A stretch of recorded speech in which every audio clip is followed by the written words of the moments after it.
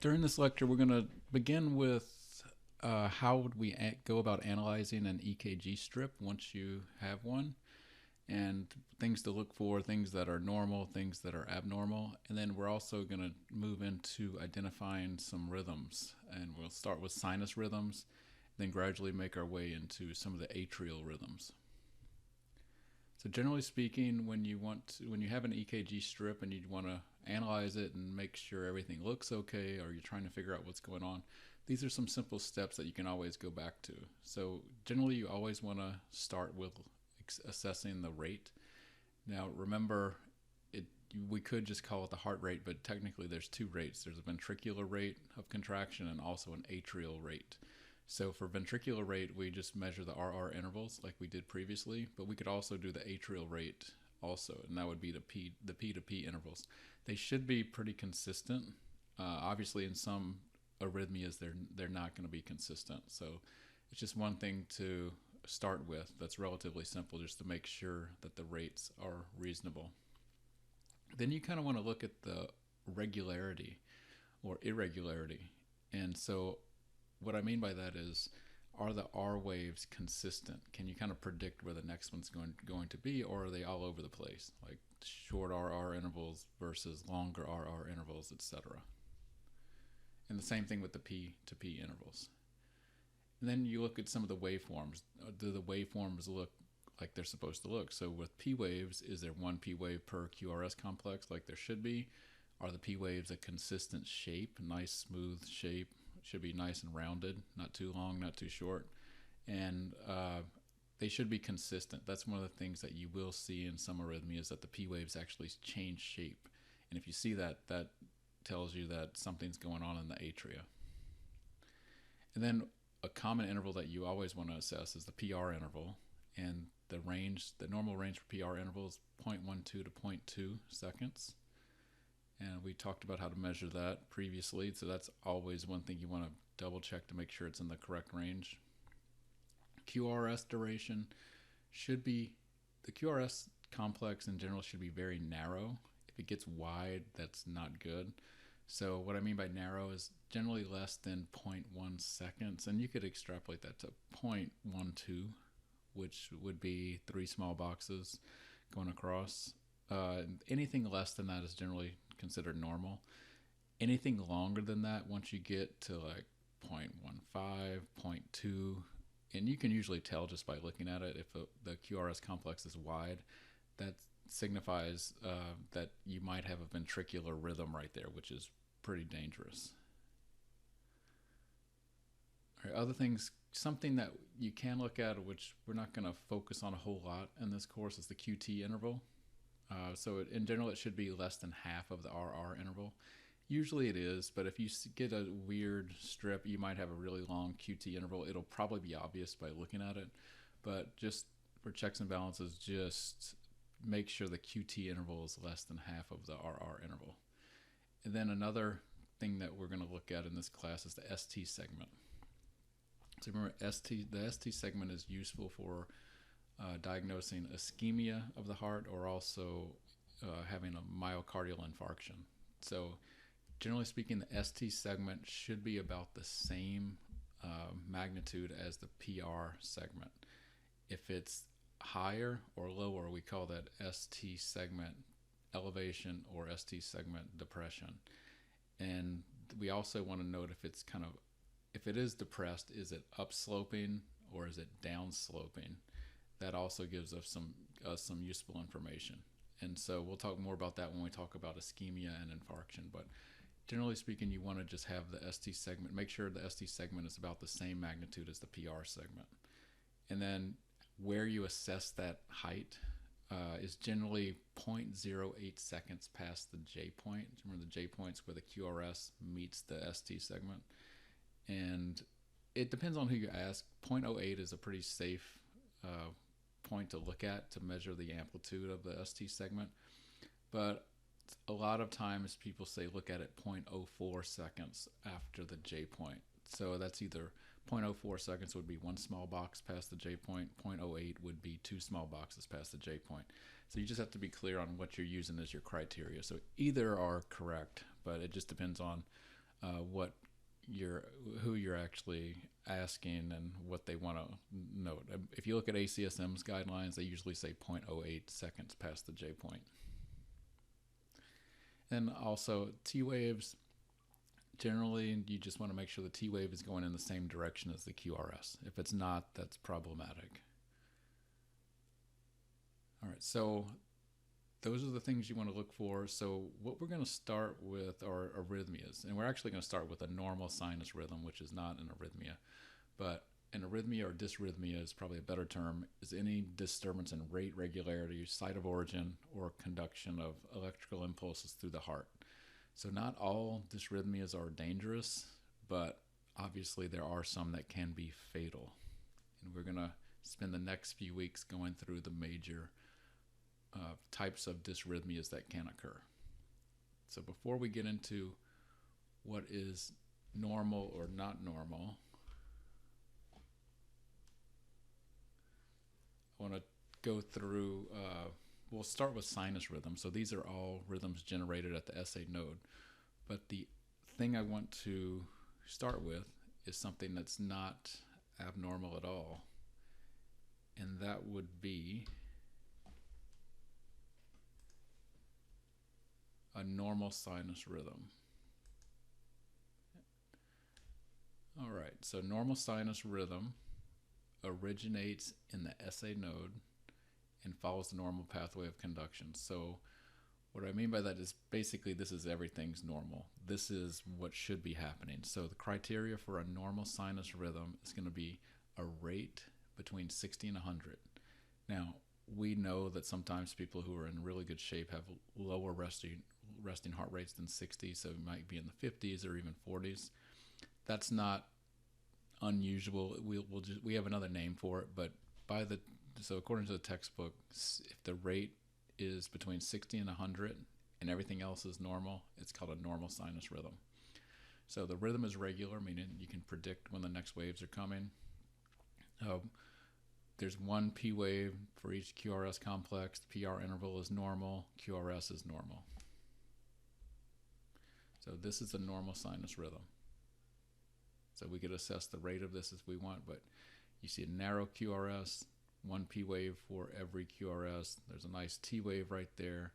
The ST segment looks about the same height as the PR segment. Everything just looks like it should. So it's a normal sinus rhythm.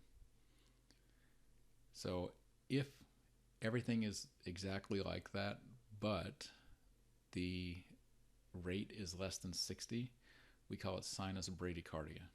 So everything would be the same as a normal sinus rhythm, it's just the rate is lower than 60. And so this is what I was getting at. This is considered, I guess it's considered a dysrhythmia, but there's, in most cases, a lot of cases, this is not a bad thing. It's actually a good thing, in my opinion, if the reason you have a low resting heart rate is because your heart's more efficient and you have a high fitness level. So that's a good thing. So causes of this, just increased parasympathetic nervous system activity via the vagus nerve. It could be other things. Medications could cause it. Hypothyroidism could cause it. Hypothermia could cause it. But if it's due to like exercise training and just being in shape, that's actually a great thing. So our sinus bradycardia would look like this. So everything looks normal. It's just the rate is lower than 60. Then on the other hand, if the rate is greater than 100, we call it sinus tachycardia. So everything else is the same. The only thing that differs is the rate is greater than 100. And causes for this, increased sympathetic tone. So obviously during exercise, you would expect to get sinus tachycardia. That's completely normal. So your heart rate goes up greater than 100. There are other things that could cause it, some medications. Hypovolemia, basically loss of a lot of body fluid, would cause your heart rate to speed up to try to compensate for it. But lots of potential causes. This is what it might look like. So everything is still normal, but you can see how the RR intervals are really short, indicating a very high heart rate. But you're still seeing one P wave for every QRS, and there's a T wave. Now, in situations where you have really, really high heart rates, it gets a little bit tricky because sometimes the T wave and P wave kind of almost run into each other. you would see that like near maximal intensities of exercise where heart rates are really high and maybe approaching 200 beats per minute. All right, so far we've covered normal sinus rhythm, sinus bradycardia, sinus tachycardia. So another sinus rhythm or dysrhythmia is called sinus arrhythmia, and that's what we call it. So this just means there's an irregular rhythm. So the SA node discharges irregularly. So this could be also just caused by respiration, so something called the respiratory sinus arrhythmia, or it could not be related to respiration. If it's related to respiration, it's usually not thought to be a bad thing. And you get this, everybody has this all the time. So every time you inhale or exhale, your heart rate should change a tiny bit, and we call that the respiratory sinus arrhythmia.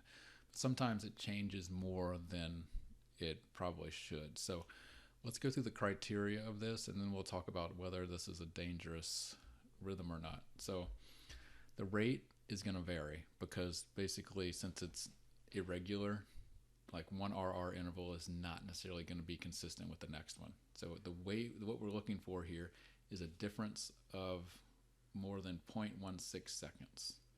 So that would be 4 small boxes. If each small box is 0.04, so 4 small boxes. So if you look at a EKG strip and you can see that the RR intervals are varying, you could measure the shortest one and then measure the longest one. And if they differ by more than 0.16 seconds, that meets the criteria for a sinus arrhythmia. Now that also assumes that everything else is normal. So 1 P wave for every QRS, the PR interval is normal, the QRS is normal. So basically it's going to look like a normal sinus rhythm, except that the RR intervals are changing consistently and they're not consistent. So causes, like we said, respiration can cause this. And then the more dangerous form of this would be if it's due to other things. So heart disease could potentially cause it. Medications can cause it. So this is what it might look like. So you just visually taking a look at this, you can start by saying, okay, every QRS has a P wave. That's nice.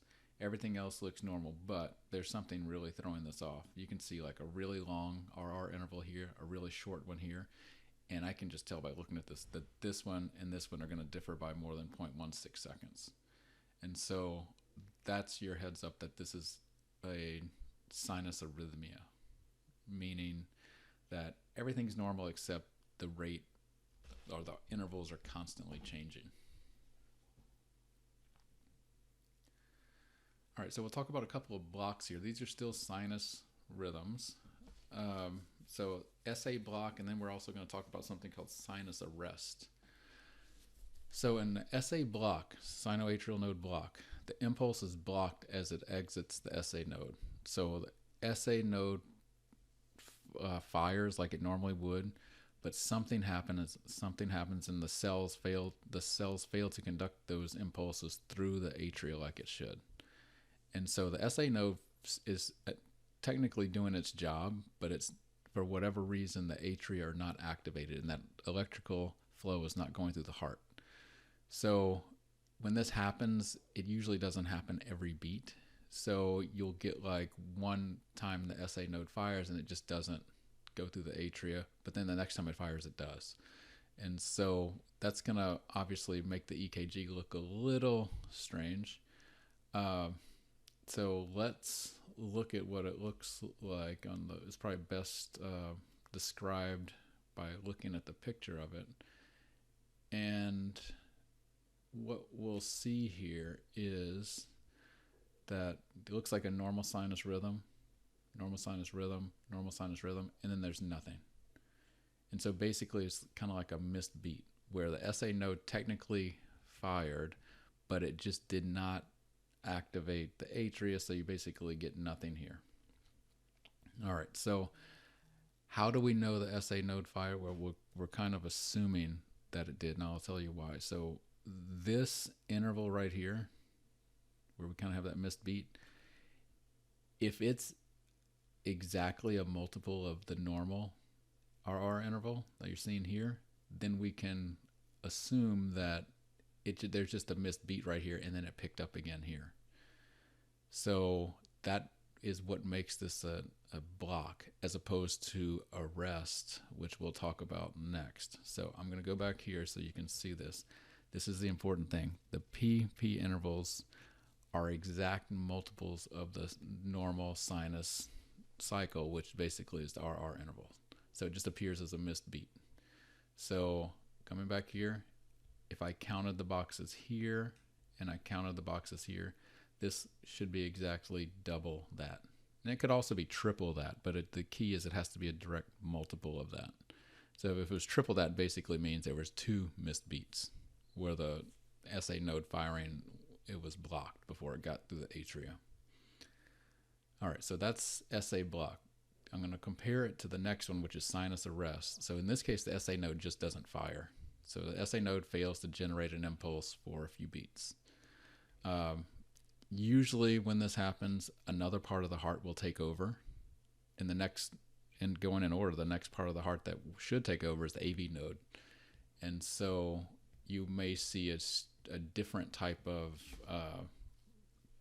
looking waveform when it does come back.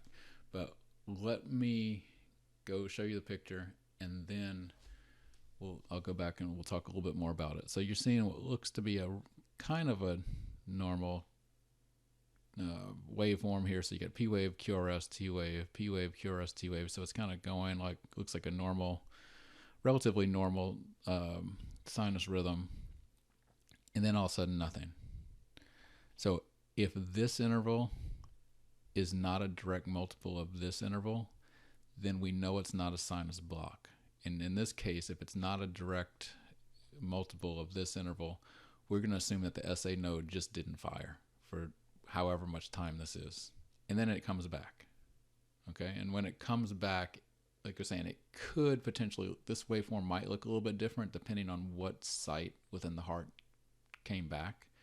But in this case, it kind of looks exactly the same, but you might see a different waveform here. But the key point of this is that everything looks normal, and then you have this kind of blank where there's nothing, and then everything kind of comes back.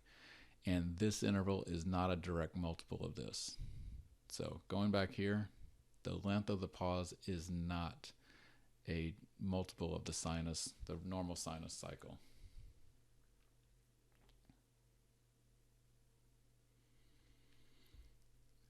All right, so everything else for the waveforms we see is still considered normal. So causes of this could be disease, drugs, but another thing, increased vagal tone. That means too much parasympathetic nervous system activity. So theoretically, if you had like an overwhelming amount of parasympathetic nervous system activity going to the heart, that could cause this and basically kind of prevent the SA node from firing. All right, so sinus arrest. Just to recap this one last time, the big difference between sinus arrest and sinus block is sinus block, the interval where the missed beats are is a direct multiple of the normal RR interval, whereas sinus arrest, it's not.